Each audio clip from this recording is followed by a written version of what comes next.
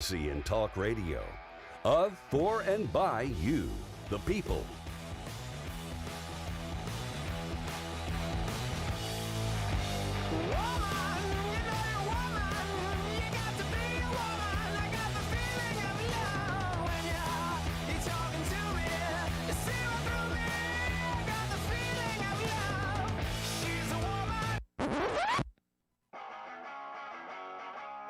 Live from our nation's capital, it's Deadline DC with Brad Bannon. Welcome to Deadline DC with Brad Bannon. I'm Brad Bannon.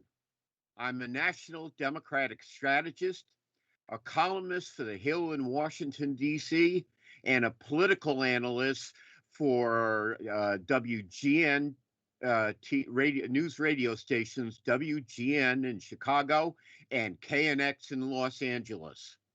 You can read all my columns on The Hill at muckrack.com. That's muckrack.com/Brad Bannon. My Twitter handle is Brad Bannon. My company, Bannon Communications Research, polls for progressive issue groups, labor unions, and Democrats. BannonCR.com is the sponsor of today's show. Mondays on Deadline DC, I talk to the peoples and players behind the progressive policy and politics that drive our great nation forward. This week on Deadline DC, we have two great guests. In the first half hour, our guest is the noted economist, Dr. Robert Shapiro. And then in the second half hour, our guest is Congressman Ro Khanna of California. Our first guest today, first of all, the first thing we're going to talk about with Dr. Shapiro is the United States Postal Service. And I think we have some sound there. Now to an MSNBC exclusive. New documents detail more than a dozen conflicts of interest Postmaster General Louis DeJoy faced over investments in companies with ties to the U.S. Postal Service. Now, these internal documents were obtained under court order by the government watchdog group Citizens for Responsibility and Ethics in Washington, also known as CREW. Now, here's one example. In August 2020, J.P. Chase said it held talks with the Postal Service several months before about installing ATMs in post offices. At the time of those talks, DeJoy's financial interests in J.P. Chase was more than $15,000. They also show that DeJoy had conflicts of interest relating to the company where he served as a chief executive, XPO Logistics, a company that later received a $120 million contract from the Postal Service. Okay, that was from MSNBC News, and on the conflicts that Mr. DeJoy seems to have at running the Postal Service these days. Our guest in this half hour is Dr. Robert Shapiro, Chairman of Sonecon, an economic advisory firm, and he's a senior fellow at the McDonough School of Business at Georgetown University. He's an internationally known economist who has advised several prominent Democrats on economic policy. He was Undersecretary of Commerce for the Economic Affairs in the Clinton administration.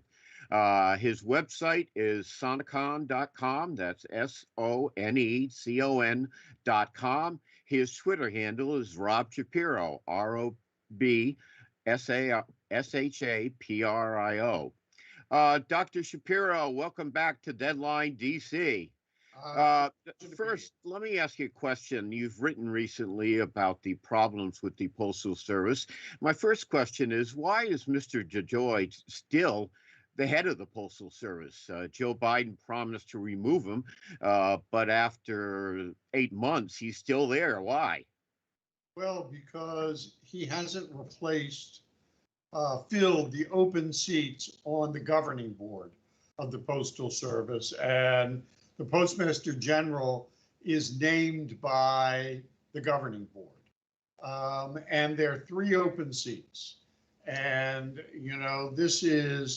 the White House has had a problem, which is quite understandable, with bandwidth. They are handling so many things at once. They're handling the pandemic. They're handling the economic after effects of the pandemic. They're trying to put in place sweeping reforms, both in infrastructure and in the social safety net. In addition, they have everything that's happening around the world, including the end of the Afghan war. And frankly, they don't have the bandwidth to handle all of it at once. I don't know that any White House would. And so some things are slipping through the cracks, and that's certainly true with a lot of nominations. And the governing board of the Postal Service is a very clear example of that. DeJoy would be voted out if they filled the 3 vacant seats. Okay. Next question. A lot of people still send out holiday cards in December. And my question is, if you want to make sure that your holiday card gets to where it's supposed to go by the time of the holidays in late December, should they be mailing them now to make sure they get there by Christmas or Hanukkah or whenever? Well, Thanksgiving, probably. DeJoy, the charges of personal corruption by DeJoy, that is really a dog bites man story for the appointees of the Trump administration. He did what countless numbers of cabinet members did and who were forced out of office sometimes as a result. What's much worse is what he did to the Postal Service. And, the Postal Service is a unique kind of organization because it's a hybrid. You have the Postal Service on the one hand has a public mission, and it has a monopoly on the delivery of first-class mail in order to carry out that mission, which is prompt universal mail delivery. But it also delivers packages. And in that capacity, it competes against UPS and FedEx and DHL and Amazon in the delivery business. There is no other sector in which a government entity competes directly with private companies. And here's the problem that the Postal Service faced, and then we'll see how badly DeJoy responded to that problem. For the last 10 years, there's been a steady decline in the volume of mail, and that's because of the internet. Everybody gets their bills by the internet. Everybody pays their bills by the internet. The volume even send their holiday cards out on the internet. Even send their holiday cards. The volume of mail in the last 10 years has declined by 30%. Wow. At the same time, because of the internet, the volume of package deliveries has gone way up. And that's because people order things by the internet instead of going to the store and buying it. Where you risk getting Delta variant. Yes. So the volume of parcels over that same period that the Postal Service delivers went from 1.4 billion to 7.3 billion. Well, the revenues followed this. The revenues from mail declined and the revenues from packages increased. And there are 2 other things you have to understand in order to understand what's happened to why we don't get our mail on time anymore. One is, get it at all. Or get it at all. One is that the Postal Service is in no position to compete with private companies to deliver packages because as a monopoly, a public monopoly, it is necessarily less productive than companies in the private sector. And look, no company in the private sector would charge the same thing to deliver a package from a small town in Vermont to a small town in Montana. But that's what the Postal Service has to do as part of its public mission. So this is expected. But the question is, if that's true, how did the Postal Service manage to so vastly increase its market share in package deliveries? Dr. Shapiro, we're going to have to go to break now, but when we come back, we're going to have more of Deadline DC with Brad Bannon, with our guest today, noted economist, Dr. Robert Shapiro, who's here to join us, who's here to talk about the Postal Service and other matters that we'll get to after the break. We'll be right back. I want to get back to seeing my grandbabies every Sunday and smothering them with big hugs and kisses.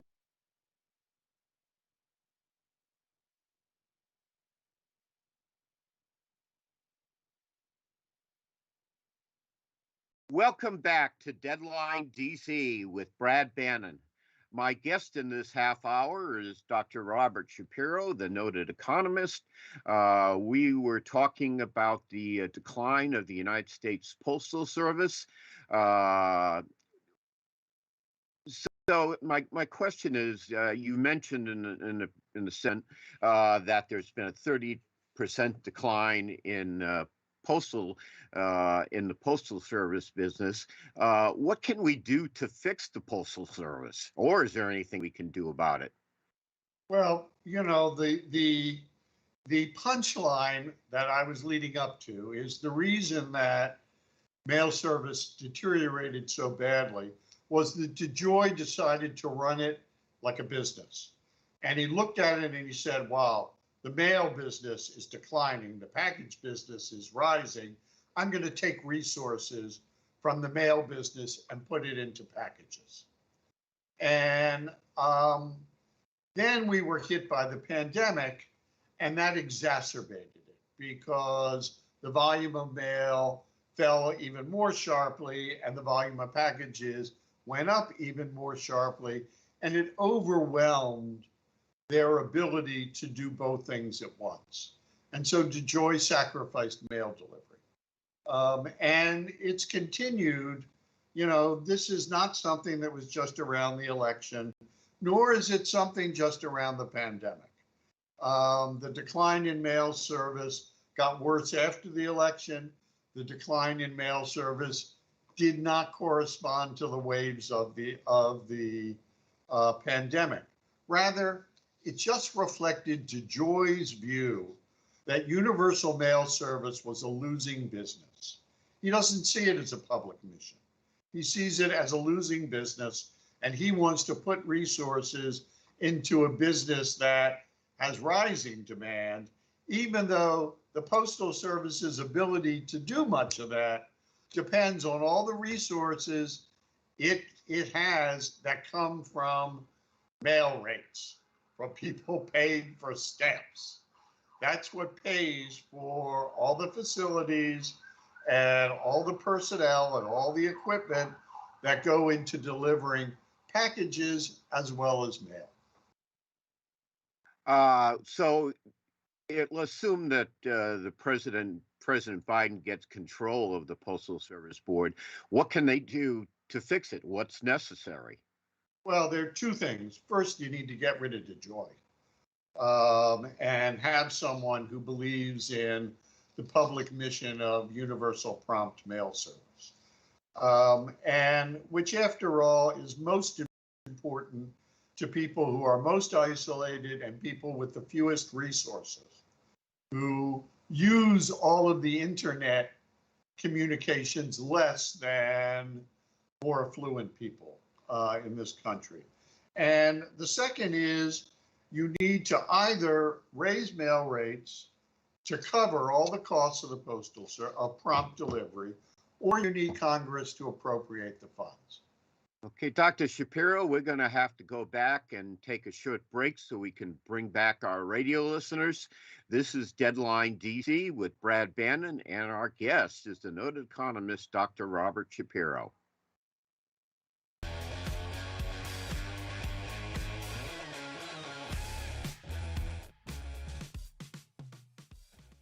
Welcome back to Deadline DC with Brad Bannon. I should announce that Leslie will be back at the helm of the show tomorrow. Leslie will also be part of a talk this Wednesday at Emerson College in Boston, where she'll discuss the future of journalism and opportunities in journalism. The best way to find out more about Leslie's talk is to go to the School of Communications website at Emerson College, or you can go to Leslie's Facebook page. It's Wednesday evening from 6 to 7 Eastern Time at Emerson College in Boston. So go to Leslie's Facebook page or the website at the Emerson's College School of Communications to find out more. Our guest in this segment is Dr. Robert Shapiro, who is an economist and joins us to discuss the decline of the U.S. Postal Service. So, Dr. Shapiro, do you have any idea when President Biden will finally get around to appointing the board members who will replace the current chair? Sure, when either the public or members of Congress demand it. Okay.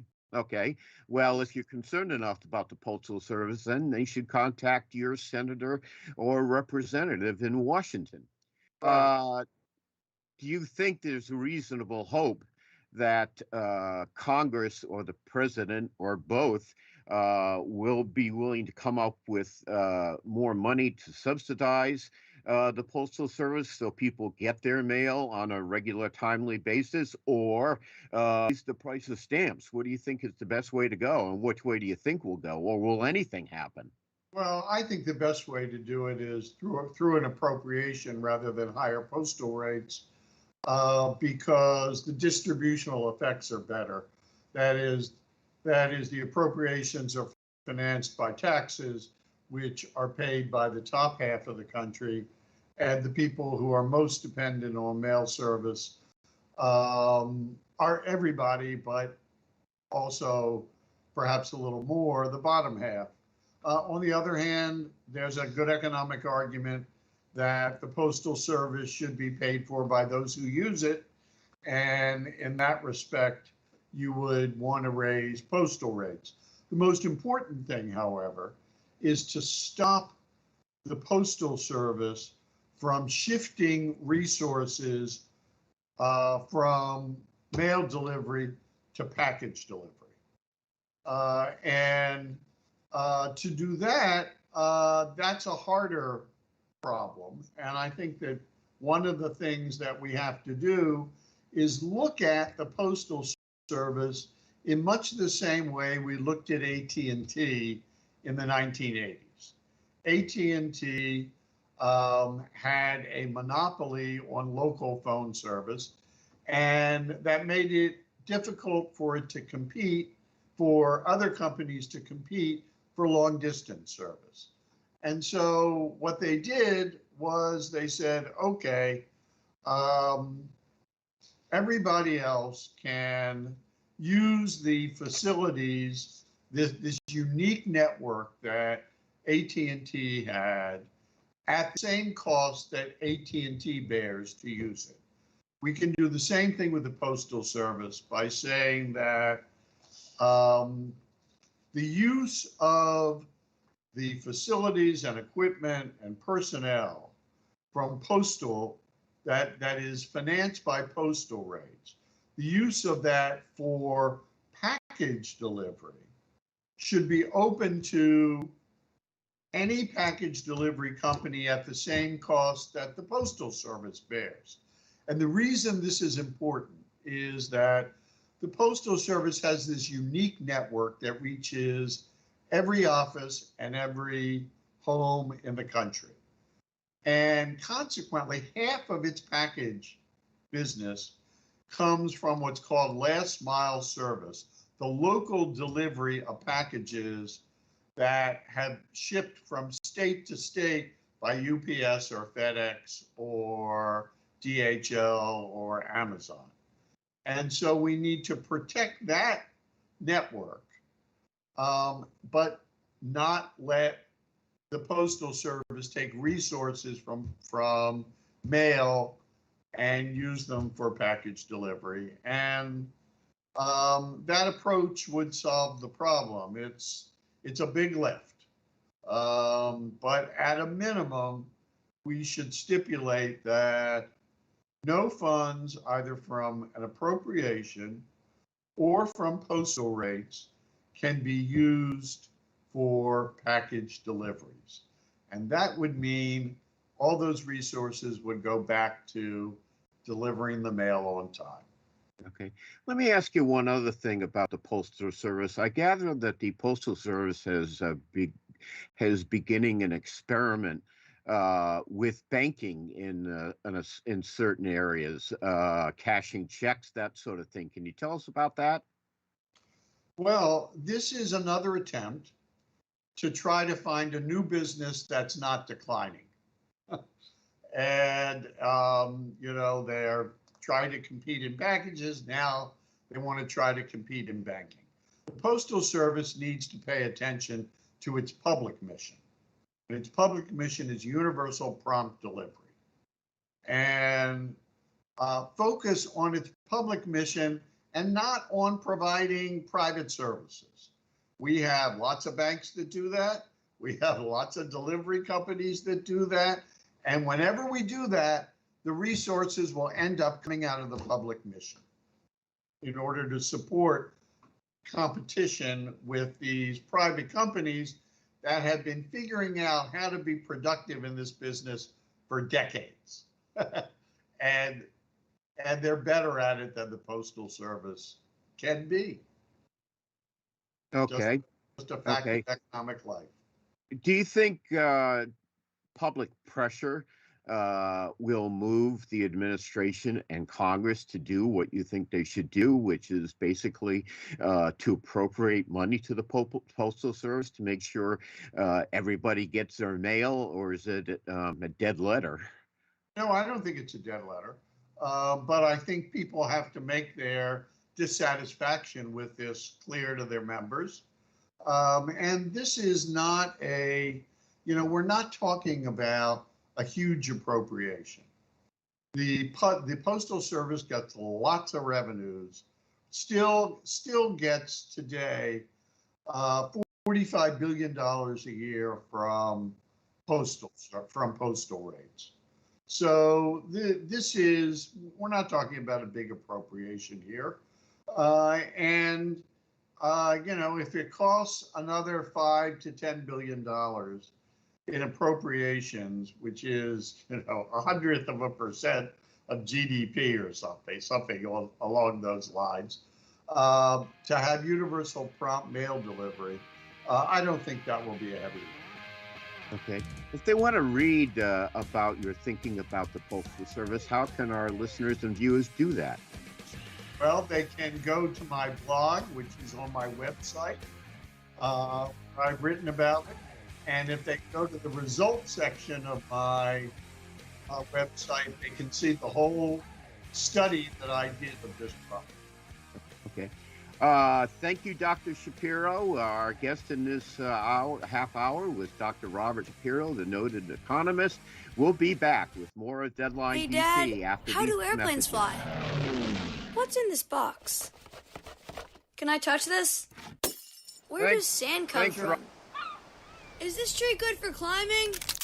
What happens if I mix these two things together? How are babies made? What does this thing do? Kids are curious about everything, including guns. Talking to them about gun safety in your home is a good first step, but you can do more. Always keep your guns locked, unloaded, and stored separately from ammunition. Storing your guns securely is the best way to prevent family fire, including unintentional shootings. For more information on safe gun storage and ways to keep your family safe, visit endfamilyfire.org. That's endfamilyfire.org. What do we keep in the attic? What's this thing called? Can I ride my bike backwards? Like I said, kids are curious. It's up to us to keep them safe. Brought to you by End Family Fire, Brady, and the Ad Council. Right now, our country feels divided, but there's a place where people are coming together. I gotta tell you, I was nervous to talk to someone so different than me. Me too, but I'm glad we are. Love Has No Labels and One Small Step are helping people with different political views, beliefs, and life experiences come together through conversation, and it feels good. Wow, your story is so... Interesting? Yeah.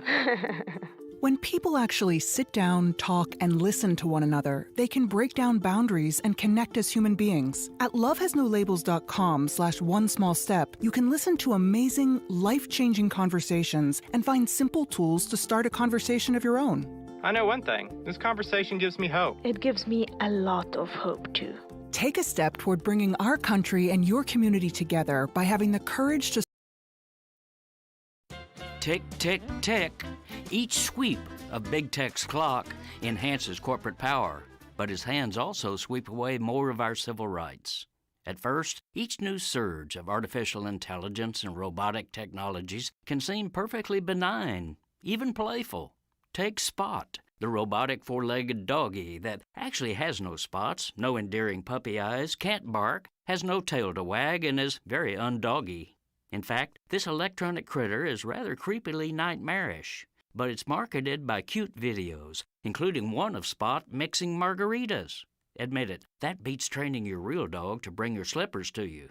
But you can't just adopt a Spot at your local animal shelter. Each artificial canine, manufactured by Boston Dynamics, which is owned by Korean auto giant Hyundai Motor Company, sells for about $75,000. So who's buying them? Mainly such big corporate outfits as oil refineries, mining operations, and electric utilities that want an unblinking eye to monitor and record workers, visitors, protesters, and all others who approach their facilities. Just one more layer of our cycloptic surveillance society. But the point at which Spot loses all cuteness and turns into a menacing beast of authoritarianism is when it's turned into a police dog. There's been quite a public backlash, for example, against the Honolulu Police Department for deploying one of the robotic canines in a tent city for homeless people. In addition to outrage at the obvious class bias in sicking Spot on the homeless, the public outcry grew hotter when it was revealed that the police had used federal pandemic relief funds to buy their Spot. Corporate and government officials assure us that this latest tech marvel won't be used to spy on innocent people, be weaponized, or otherwise bite us on the butt. Trust us, they say. This is Jim Hightower saying no.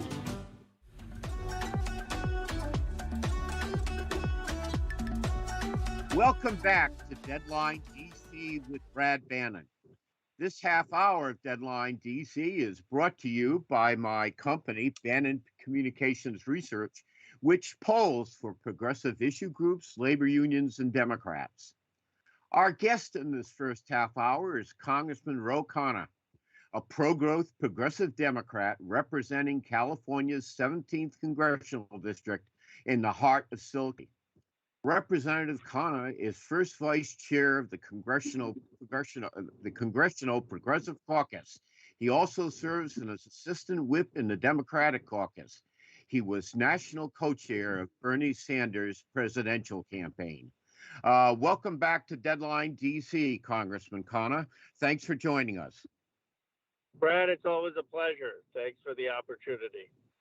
First, I want to ask you quickly about the recent revelations of the Congressional Committee on the January 6th riot at the Capitol. There have been all sorts of things flying around, including the subpoena of Steve Bannon, who I'm not related to, by the way, fortunately, and a new story in Rolling Stone talking about coordination between the White House and the protesters. What's your take on this? My take is this is not very complicated. There should be zero tolerance for anyone in government coordinating to seek to destroy federal property who seek to overthrow our electoral process or disrupt in a illegal way proceedings of democracy. That's actually, frankly, a conservative position. It says let's uphold the rule of law.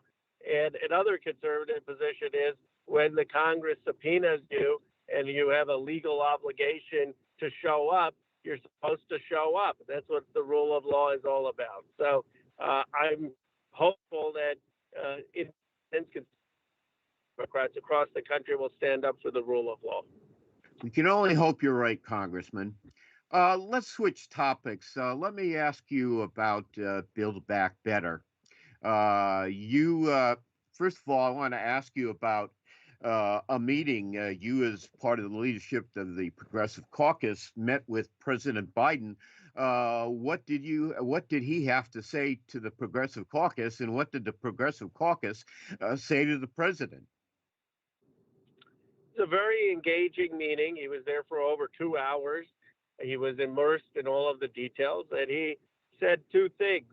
First, I need this to pass. I need us to get this win of infrastructure and Build Back Better before I go to Glasgow. American leadership and prestige is on the line. Help me get a compromise and get this done for the American people.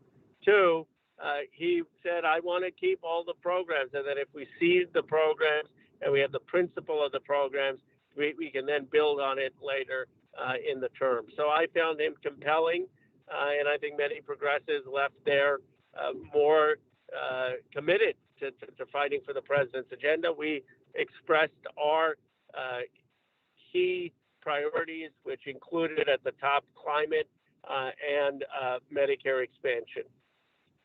Okay. Yesterday, you were on Fox News Sunday with Chris Wallace.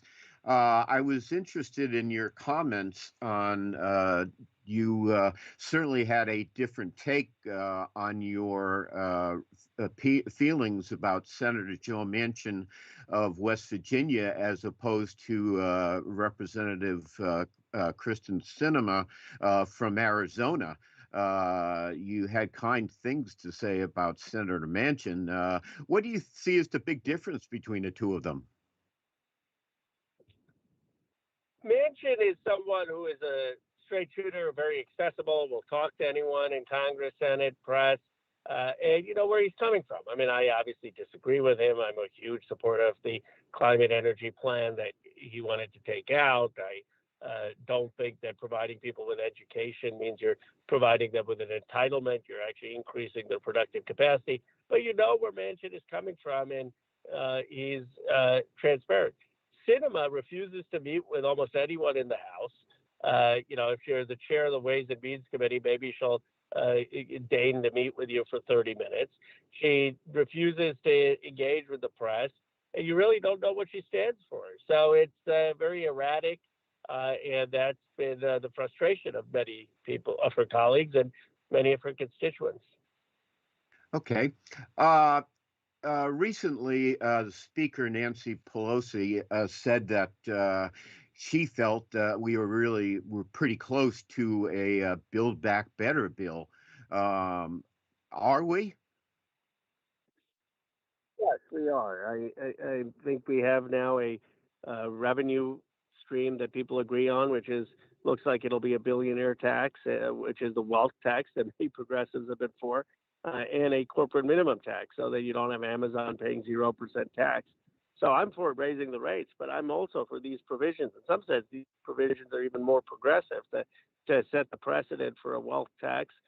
So given that we have some agreement on revenue, I'm confident we will get agreement on the framework. The two outstanding issues, I would say, is it's a red line for Senator Sanders that dental vision hearings stay in.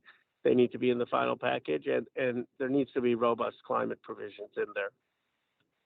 Well, do you think? Well, first of all, let me ask you about those two things. Will they? Does it? Yeah, I gather, and you know, you're in a much better position to make this judgment than I am. That in terms of Medicare, we're pretty good on eye care, but the dental care provision is shaky. What do you think is going to come out of this in terms of expanding Medicare provisions? Well, we need to expand Medicare. It could be a pilot voucher program of giving everyone $1,000 because CMS is taking a long time bureaucratically to say that how long it would take to certify dentists and start the program. So I'm fine with a dental voucher, but we need something for the costs that people face. I mean, anyone who's had a root canal, anyone who's had a tooth implant, it just costs thousands of bucks. My parents often complain about the dental expenses as the biggest unexpected expenses they have. So it's past overdue that we cover dental for seniors in this country. Okay, and what about the climate provisions to fight climate change? There's been a lot of comment that some of the provisions for fighting climate change have been stripped out of the package. What are we going to have that will fight climate change? There's going to be the bold investments in solar, in wind, in the investment tax credit, in the production tax credit. All of those provisions are there, and then we need to have other provisions such as the state block grants to allow for states to hit climate goals, or to have a fee on industry, and those are provisions that we need as an alternative to the CEPP. Okay. Many, at least some progressives are very unhappy that they feel that the climate change provisions have been weakened. All of Senator Sanders' proposals about Medicare, especially as you mentioned on dental care, are shaky. This package, Senator Sanders initially proposed a $6 trillion package. It went down in President Biden's proposal to $3.5 trillion. Now it seems to be in the area of I've read from $1.5 trillion to $2 trillion. What do you have to say to progressives who are concerned about some of the cuts that have been made in this package?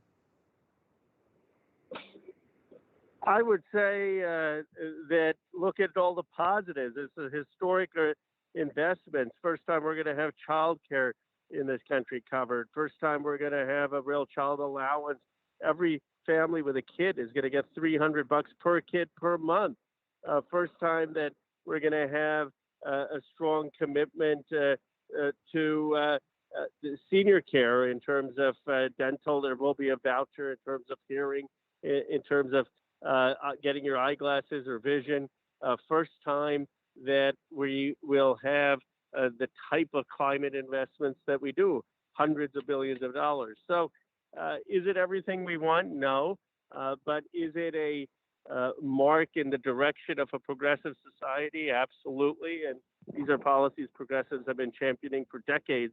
We're finally embracing that framework. Progressives should take pride in that we're winning the theory of the case. Okay, Congressman Khanna, thanks very much for joining us today on Deadline DC with Bannon. We always appreciate your visits, and I hope you can come back at some point. I always like it. Thank you for having me. Thanks for the chance. Okay, that was Congressman Ro Khanna.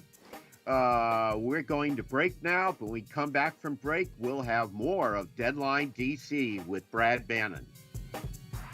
What I know about courage, I learned from my adoptive mom. She said sometimes you just gotta hold on and know we'll get through this. Mom, we are so high up. Hold my hand. No, you hold my hand. Here we go. Learn about adopting a teen from foster care. You can't imagine the reward. Visit adoptuskids.org to find out more. I learned patience from my adoptive dad. All he had to say was, "Hey, you got this. Just breathe." Hey, we're pretty good. Yeah.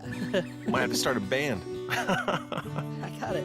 Learn about adopting a teen from foster care. You can't imagine the reward. Visit adoptuskids.org to find out more. This message is brought to you by Adopt US Kids, the U.S. Department of Health and Human Services, and the Ad Council. COVID-19 has changed how we live and how we feel. We show up differently, worship differently, and have found new ways to express our love and support to family and friends. But now there are vaccines, and they are the first step that lets us get back into the things we miss most, like spreading the word without spreading concern, girls tripping instead of solo sipping, brunching instead of late night munching, and talking smack with a side of mac and cheese. It's okay to have questions about COVID-19 vaccines. Should I get it? Should I wait? Is it safe? Can I trust it? What about pre-existing conditions? Now get the facts. Visit GetVaccineAnswers.org so you can make an informed decision when COVID-19 vaccines are available to you. Brought to you by the Ad Council. Welcome to Code WAC, your podcast on America's broken healthcare system and how Medicare for All could help. I'm your host, Brenda Gazar. It seems like Medicare has been popping up in the news these days, in good ways and bad. But what's always true is that our country struggles between treating healthcare as a public good and treating it as a profit-making venture. This conflict of visions is very apparent when comparing traditional Medicare to Medicare Advantage plans. Welcome to Code WAC, Dr. Weisbart. Let's talk about traditional Medicare versus Medicare Advantage. What are the main differences between these that consumers should know about? They're really two entirely different programs. Traditional Medicare is a public program paid for straight through our tax dollars to the Medicare program. Traditional Medicare has relationships with doctors and hospitals and everything, so it's just nice and clean. Medicare pays the doctors and hospitals. Medicare Advantage is completely different. The people who have chosen to go into Medicare Advantage, Medicare no longer pays doctors on your behalf. Medicare no longer pays the hospitals on your behalf. Instead, Medicare pays an insurance company, a Medicare Advantage insurance company, Humana, Blue Cross, there's many of them, but they pay the insurance company. And then you have what's very similar to employer-style insurance. And that means that they can tell you which doctors you can and can't go to. Traditional Medicare doesn't do that. Medicare Advantage can tell you which hospitals you can and can't go to. Traditional Medicare doesn't do that. Only Medicare Advantage does that. So Medicare Advantage, you have a group in between you and Medicare whose mission is a business mission, trying to find a way to make a profit off of you being sick. That doesn't belong in healthcare. Get the full Code WAC story on ProgressiveVoices.com and on the PV app. Catch all our episodes by subscribing to Code WAC wherever you find your podcasts. This podcast is powered by Heal California, a nonprofit that uplifts the voices of those fighting for healthcare reform around the country. Until next time, stay healthy.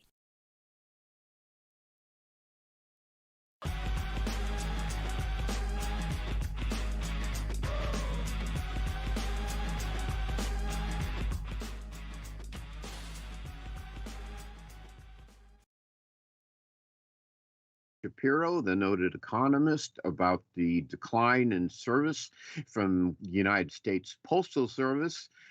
We just had Congressman Ro Khanna on to talk about the progress in the progressive push for Build Back Better. And it sounds like we're very close to an agreement.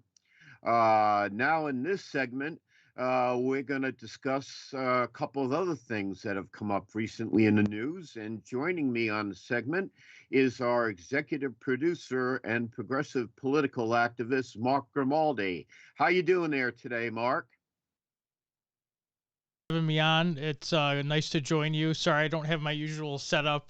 We can tell the listeners off air a little bit inside baseball. A lot of the times, which Brad can attest, when we're lucky enough to have a member of Congress on, they have a very tight schedule, and we expected to have the congressman on for the full half hour, but he was actually nice enough, even though his schedule changed, to still join us anyway for the segment that he did. And so I apologize for my appearance. I didn't know I was going to be on camera today, but I found what he said really interesting. It's very matter of fact in the story about that Rolling Stone story you're referring to. about January 6th, the insurrection, and the disturbing new revelations that two organizers of the Stop the Steal rally and then another rally that was planned, didn't happen that day, been in very consistent contact with over about almost 10 members of Congress, I believe it was, Republican members of Congress, and had extensive talks with their high-level staff and coordination with the White House, including Mark Meadows, about not just objecting to the certification of the election, but specifically these rallies that turned violent. And one of the rallies, which was, there were concerns that it was going to turn violent, and those concerns were raised with Mark Meadows, and he ignored those concerns. And finally, I am encouraged at least that these two organizers of these rallies are coordinating and providing documents to the January 6th Select Committee so that we can get to the bottom of this, because, you know, there were concerns early on, Brad, that there were members of Congress who were involved in this. And, you know, initially those were either brushed aside or people said, well, let's wait for the evidence to come out. And now that, you know, the evidence is starting to surface and the people who were in the room with them and the White House are saying this is what happened and they're providing documents that there was organization, is disturbing enough. And one final thing I'll say, that the worst part of it that I read was that Paul Gosar, the Arizona Republican congressman, was offering pardons, pre-offering pardons for people who would be involved in this insurrection, which is stunning, absolutely stunning, and I believe clearly rises to the level of treason. I don't want to throw that word around, Brad, but what else are you supposed to call it? Well, when there was a debate late last year, earlier this year, on the need for a congressional investigation of the Capitol riot, I thought the most urgent reason for having the investigation was to examine closely the ties between the Capitol rioters, the White House, and certain members of Congress. And it appears that now that the January 6th Congressional Investigating Committee is working, we are getting more and more revelations and information about, and I think that's the key matter, the coordination. There's a triangle here, the congressional rioters. And remember, 5 people died at that rally. It just wasn't a calm demonstration, as former President Trump used to say. But the triangle between the congressional rioters who took over the Capitol, certain members of Congress, and they know who we're talking about. We're talking about Gosar of Arizona. We're talking about Marjorie Taylor Greene, Cawthorn, and a few others. And the third part of the triangle is the White House. And the Rolling Stone article says that at least one of the planners of the Capitol riot, or the plotters behind the Capitol riot, was in close contact with President Trump's chief of staff, Mark Meadows, who before that was a congressman from North Carolina. And that's what really bothers me is, and, you know, I think this is exactly why we needed the congressional panel to discuss this, because the Rolling Stone article is very disturbing. And I think you mentioned the Rolling Stone article says that Representative Gosar from Arizona, who was a key figure in all this, was promising pardons to the planners and rioters. That raises an interesting question, because Congressman Gosar has absolutely no power under the Constitution to grant a pardon. The power to grant pardons rests in the President of the United States. And if Representative Gosser was speaking on behalf of President Trump, now we got real Exactly. problems And that part of the article, which I would encourage everyone to read, you can read it at rollingstone.com. You do need a subscription, but honestly, the article has grown so big that also Yahoo is actually hosting the article right now for free. It's called Exclusive January 6th. Protest organizers say they participated in dozens of planning meetings with members of Congress and White House staff. And specifically to that point about Representative Gosar, Brad, potentially speaking on behalf of the White House, he was the point person with President Trump for these rallies, we're finding out. So the fact that he had some sort of potential guarantee from the president regarding people who were involved in the rally, potentially pardoning them, if I found that out after reading this article, I wouldn't be that surprised, because that's what it's starting to look like. Now, maybe he was just, saying that and lying to them, or thought he could get a pardon from President Trump, but I don't see how that there was no connection between these parties after hearing about these things. And again, these were people who helped plan the rallies and had dozens of meetings with these congressional members. So I just don't see how you can just brush this aside. It's very disturbing. It was what some of my worst fears were.